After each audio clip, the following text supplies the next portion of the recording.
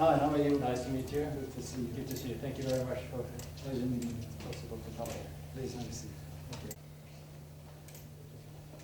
Thank you. Yes, right. welcome. Is this the first time you're here? No, it's the third time. Third time. Third time. And when was the previous time? Yes, the first time was in 1978. 78. 78 yes. and 2000 and now.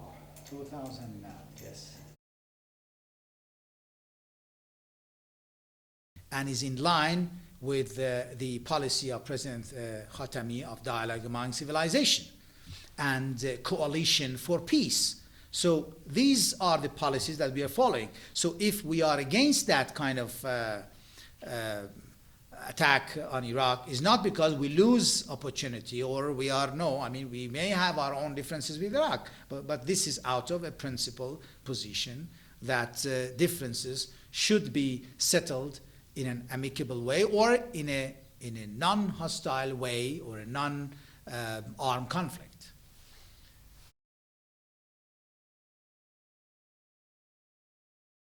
The United States is not like the hostility that erupted between Taliban and the United States. These are two different cases. In Taliban case, where Americans were hit directly, well, America could justify it before the world to fire back. But in terms of other kind of differences, I think that we have the United Nations, we have created the United Nations in order to settle the differences in other ways, not in just taking the gun and shooting. So we don't say that the differences that exist between the United States and Iraq or whatever behavior of international behavior of Iraq is justified. We don't say that. Maybe there are lots of wrong behaviors on the part of Iraq, but the way to deal with it is not just to take the gun and shoot it, because if that would become an exemplary way, then, and be followed by the others, then there are lots of differences between many countries in the world. And one cannot say that whoever is stronger should take the gun and shoot. Therefore, we are strongly having reservation against these kind of actions, and we don't want to see it happen.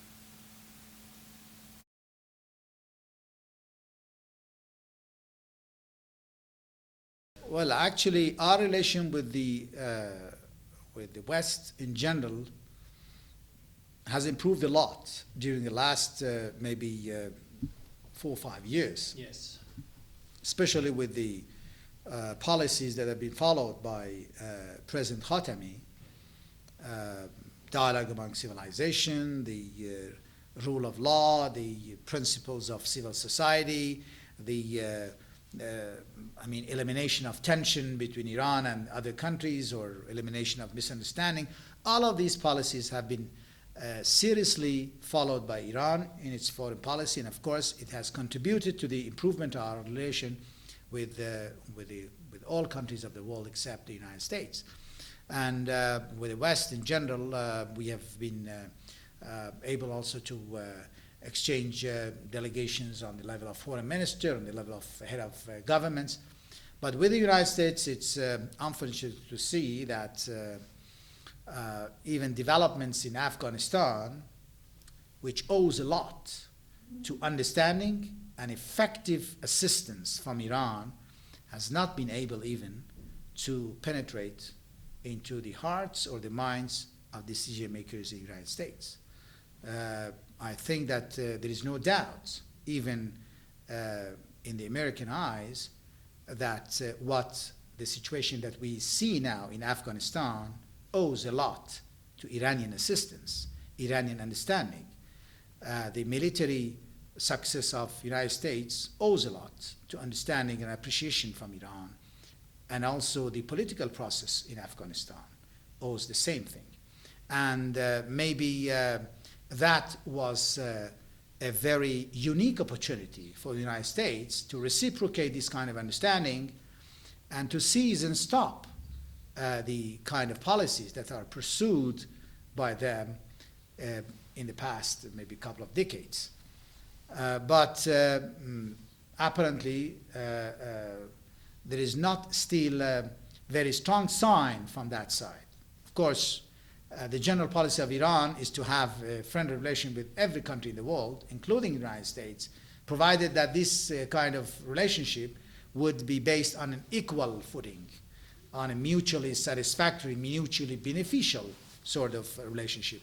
So this is why I think that as the policies of the United States, which is normally unilateral policy, we hope that one time they would join the other countries of the West or other countries of developing countries and would join that kind of understanding of Iran, and developments in our region or developments in Iran would open their eye and they would adopt a new policy toward our country.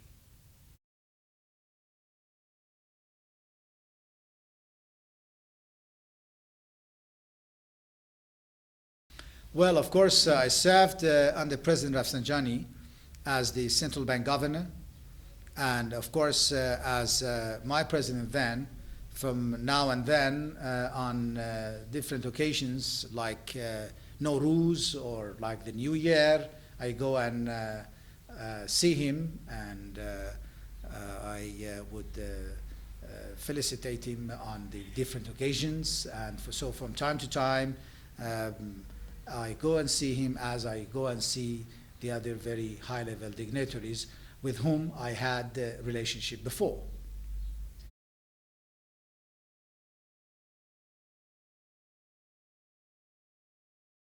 Frankly speaking, in my personal opinion, I guess that what is taking place is the continuation of an evolutionary process which has really started from the beginning of revolution. I mean, nobody can deny that what is seen today cannot be analyzed in isolation. What started 23 years ago, we started free elections, and we have been able to conduct 22 free elections. And the people got used to these kind of elections. Of course, now our elections, our general elections, are more participated dynamically. Yes. But had not we had the elections before, we would have not been able to have these kind of lively, dynamic elections. Right. Because to participate in the general election is a culture, is not a kind of mechanical order coming from one government to the other. So we started the principles and elements of free society 23 years ago. After the war, we started the application of economic reforms, very bold and ambitious economic reforms that were targeting the free economy or open economy or whatever you want to call it. So we started the revising the subsidies, the liberalizing the economy, deregulating, targeting the downsizing of the government, targeting the zero deficit budget, unification of exchange rate. All of these kind of reforms started just after the war. And these sort of economic dynamics, which was partly successful and was partly failure. But that all of them contributed to creation of an environment in which the people could start thinking of other needs and other requirements, which are political requirements, are something which is of higher nature, of talking about expressions, free expressions in the papers, in the media, and the other things. So this is why I would see that what is taking place in Iran is not a new thing. It is the continuation. You may see some new phenomena, but these new phenomena is not an isolated phenomena just created from scratch today. No. It is because because this is a social process. We're talking about the social process which has its roots in the developments that took place in the earlier decades. So this is why the stage that we are now is, of course, a stage where we are proud of. And, of course, developments that have taken place during the past 6 years after the government of President Khatami are quite dramatic evolutionary phenomena that has taken place there and has boosted our country, and we are very much proud of. But from social point of view, one cannot say that this is separated from what took place before or even took place before that. I mean, before President Khatami was President Rafsanjani. Before President Rafsanjani was, of course, we were not in a very good situation because we are under the war. But even when we were under the war, we had quite a different way of participating in the public debate and in the decision making than we used to have it before revolution. So this is why I see all of these as a process of social, political, economic, evolutionary changes that are taking place, and we hope that this would continue to take place in the future because we are committed to this way and because the nature of these reforms are irreversible. And in the past 23 years, we have seen that this has taken, in spite of ups and downs, which you would see in the curves of the money markets every day or in the stock exchange, you would see that the average curve is a rising curve and an upward curve.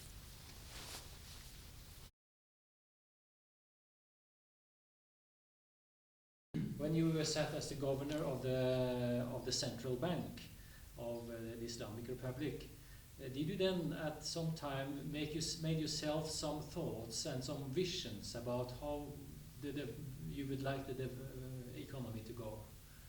Well, actually, not only we did have our own vision, but also we expressed it repeatedly in the TV, in the others. We created at that time a committee for reforming economy, and we were informing the people on the various measures that we were taking. We wanted to create an economy which is competitive and in which the people or the private sector would be the dominant sector of the economy and would be able to compete and to seize the opportunity in a competition environment, in a competing environment. Therefore, we started for our own sector, which was the financial sector. We applied the reform for reducing the multiplicity of exchange rate, for unifying the exchange rate. We had lots of rates. We wanted to unify it. We had a very administered monetary policy. We took measures into liberalizing the monetary policy so that monetary policy would be determined by the rates and by the appropriate measures of monetary policy instead of bureaucratic and administrative decisions. We revived the stock exchange as a capital market in order to assist the money market. At that time, we did not have an active. It was a dead stock exchange, though the stock exchange created in Iran 30 years ago, but it was inactive, and we activated it after the war in order to create the capital market with the very rules of the market. We also applied the creation of private sector financial institutions. At that time, of course, we were not successful in getting the legislation approved for establishing the private banks, but we were able and successful in creating non-bank financial institutions by the private sector. Such as the Bonnyard?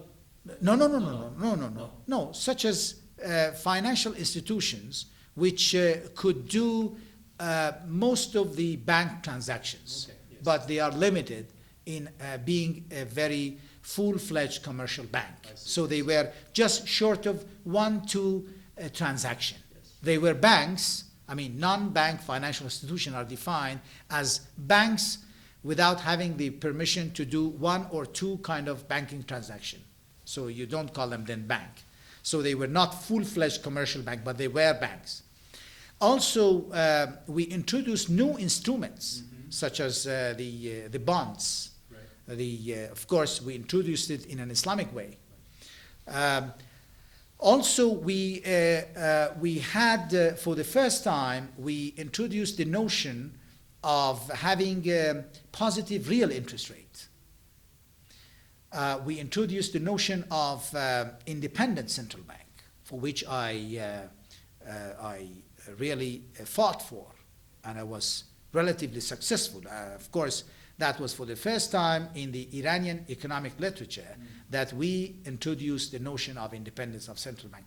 Therefore, we created an environment, and we were at least targeting to an environment where prices are determined by the market forces, not by the administrative decisions.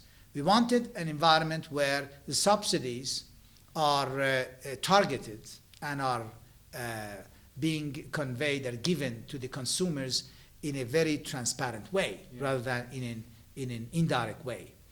An environment where trade would be liberalized to the extent that would create a competitive environment and would not damage the industrial power or capability of the country. To have an active and dynamic international relationship with the other capital markets, with the other money markets, with the other countries. Therefore, the economy that we were thinking of and we envisaged at that time was a dynamic, emerging, developing economy which could have the participation of the people themselves and to have them as the dominant power of the economy rather than the government. So alongside the political revolution and development and evolution, you have had an economic revolution and evolution.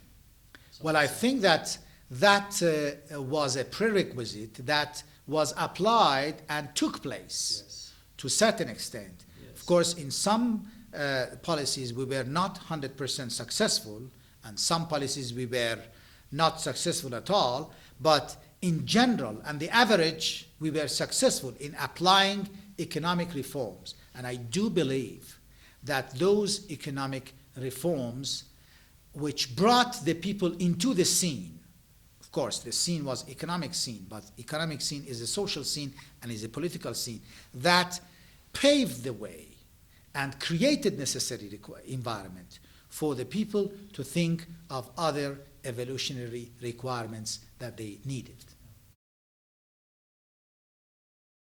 We have one general message to all foreign investors that we have lots of opportunities in Iran in various sectors, in telecom sector, in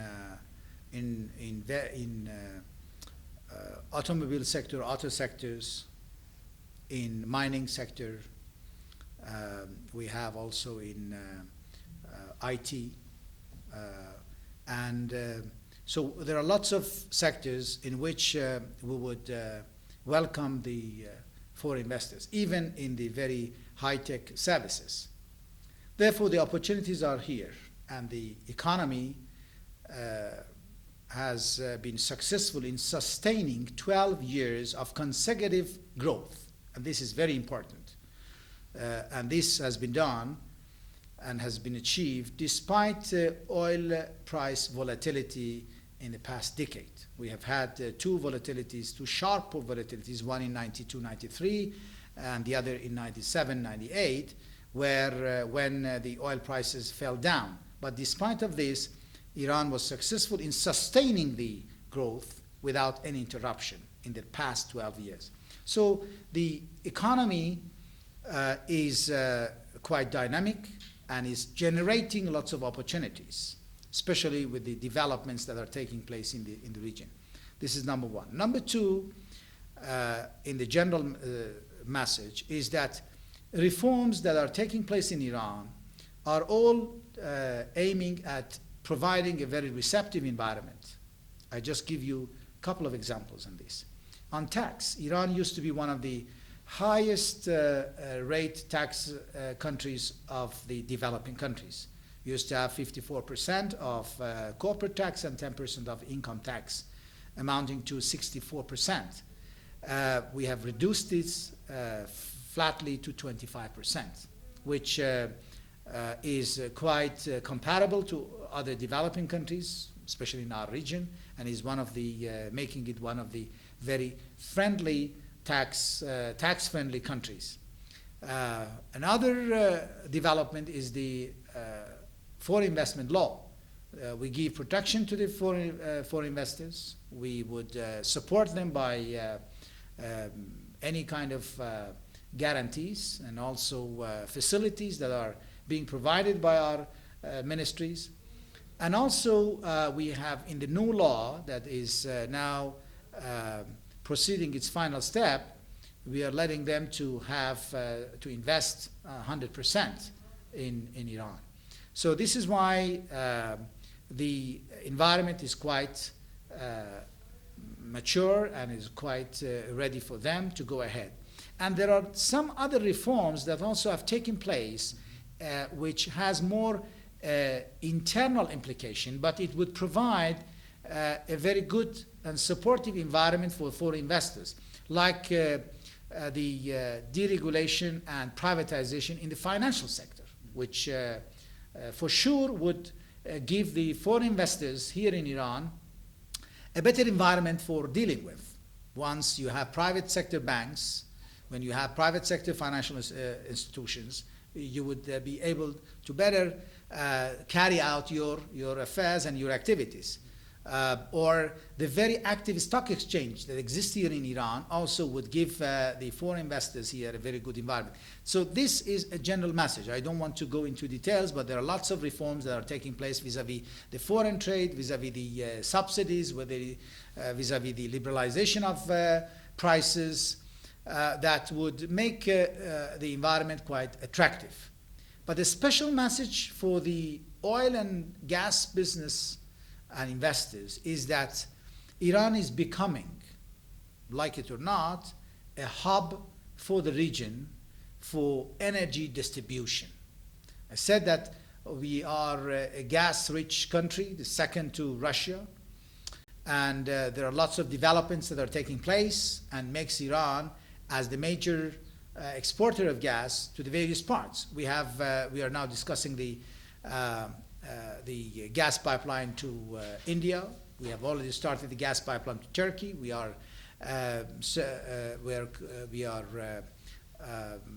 starting a gas pipeline to Armenia. We are discussing a gas pipeline to some of the Persian Gulf countries, which are going to be gas deficit countries. We are in the planning the gas pipelines to Europe. There are oil pipelines. So there are lots of LNG facilities in the Persian Gulf. There are lots of activities and developments in oil and gas upstream and downstream. It's a very busy country in terms of oil and gas.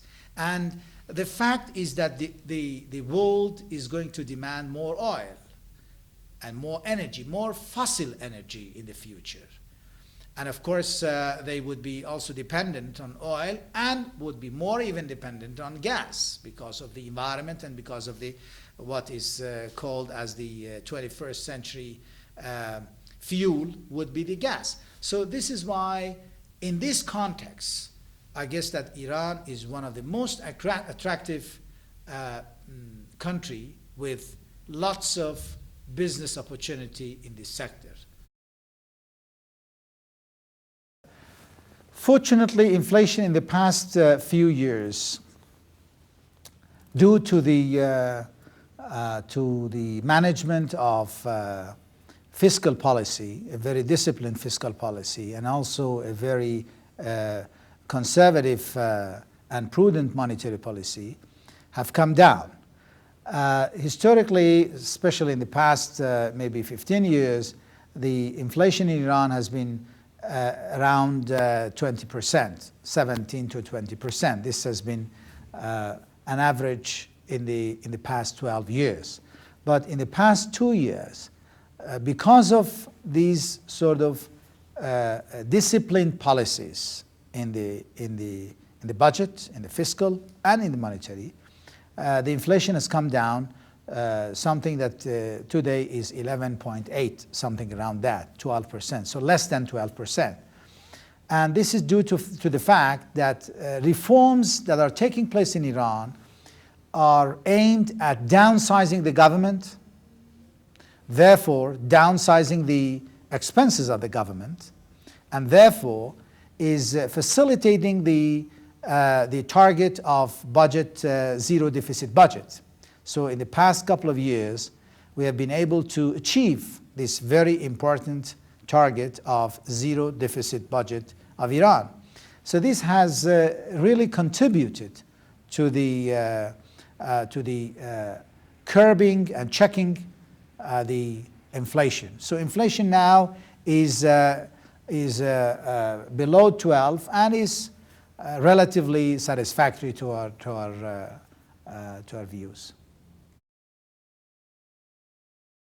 Free zones are considered to be zones without any regulations, without any bureaucracy. And of course, indeed, our free zones are without any bureaucracy, so that the foreigners can go there without visas. There is no taxes, there is no excises, there is no other sort of kind of taxes levied on anything. And the regulations, permissions, the licenses are quite freely given to the foreign investors, and of course the foreign investors do not have any limitation. But at the same time, they are not seen as the main gate for facilitating the foreign investment. Actually, we are very much putting emphasis on the mainland regulations to make it as easy as possible, as receptive as possible, to attract the foreign investors to Iran. Therefore, the free zones are seen as facilitators, not as just catalysts.